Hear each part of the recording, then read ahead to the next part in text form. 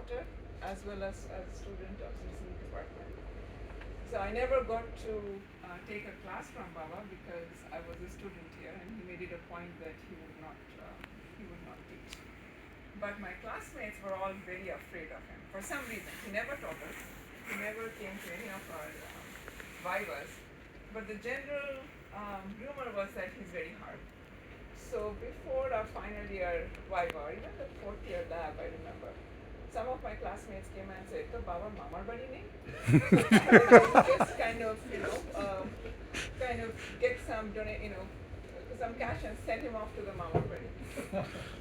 So that's how he had this aura, but at home he was different. So I never knew what his real area was, because when we grew up, there were two IEEE magazines that were always there in our house. One is IEEE Transactions and Information Theory, and the other was a red journal, Journal of Solid State Circuits. So when at that time I did not know, but when I became a student here and started taking classes, I was always confused as to what is Baba's real area. And then of course in Allahabad he did antennas, then his DSc was in communication systems, I think some problems in communication, which is about this thick. Then he did the microelectronics lab, and then after he retired, he moved completely into mixed signal VLSI design, and in between everything else that is in between. So he was a Renaissance man. He knew pretty much everything about everything, and you could have a conversation with him about all the topics and more. But deep inside, he was an applied physicist. So he really liked to go to the very details of the fundamentals. Where did it all start? And he did not like, as many others also pointed out, he did not like work that involved some simulations, some figures, and a paper. To him, once he understood it, he has moved on. He didn't want to deal with it anymore. বুঝে গেছি, আরেকটা paper Pathaan. Like he would always ask, if he did not find papers here in the IIT lab, he would ask me, or he would ask my husband, because if I did not respond in time, he would ask my husband, get this from here, get this from there. Sometimes the papers he would ask us were fairly old papers, and it would be difficult to get them if they were not on IEEE. But he would ask for these papers, and Rao would somehow get them from maybe semi-legal sources. But he didn't care. I mean, okay, হয়ে গেছে এটা, অন্যটা পাঠান, এটা পাঠান, ওটা পাঠান. So he was always learning. He was a learner to, the questions that, many of you said that he asked a lot of questions. I don't think he was trying to put you in a difficult spot. It was because he wanted to learn. He really was a learner. He always wanted to learn. And he was also, I think, when he was ill back in 2019, my sister and I used to read him lectures in quantum physics. Somehow he would have his eyes closed. We would be sitting with him. He would be sitting in a wheelchair outside, and he had to be fed at that time. And while one of us fed him,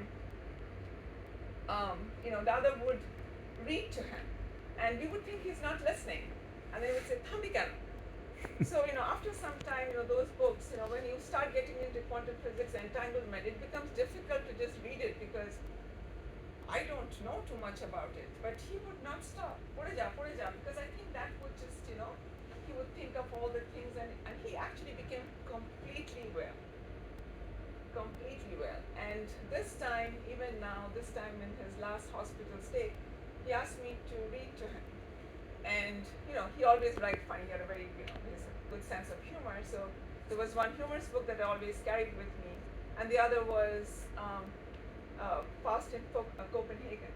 And he was intrigued by it. I read like 3 or 4 chapters to him while he was in the tech hospital.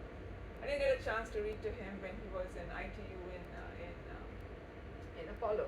But I think that just, triggers, enlivens something in him. So it was just, he just wanted to learn, he just wanted to read, he just wanted to remember all of those things.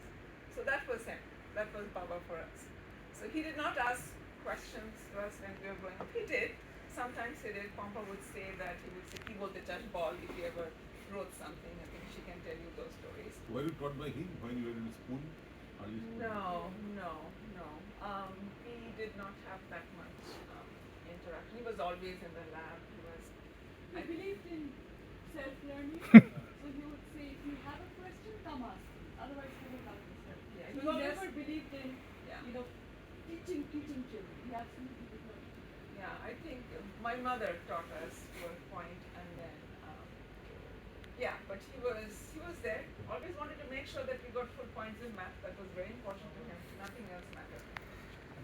And if we were, we always stood first in class and would bring a dosa from Naya's. And if we made one mistake, it was 0 out of 10,000. So those things were there, but we were not in the barrage of questions like the rest of you, I guess, because we kept it sort of separate. I think we became closer and closer as we grew older. Not when we were young, and especially when I was a student here. He wanted to make sure that I had nothing to do with him, or he had nothing to do with me. He would not even recognize me on the corridor. He would just walk straight past because he didn't want. That was him, all right. Okay. I guess that's all I had to say. Thank you all for making this happen. Yeah, like this. Hey, you can add on. You can What tell else the you funny guys want stories to about growing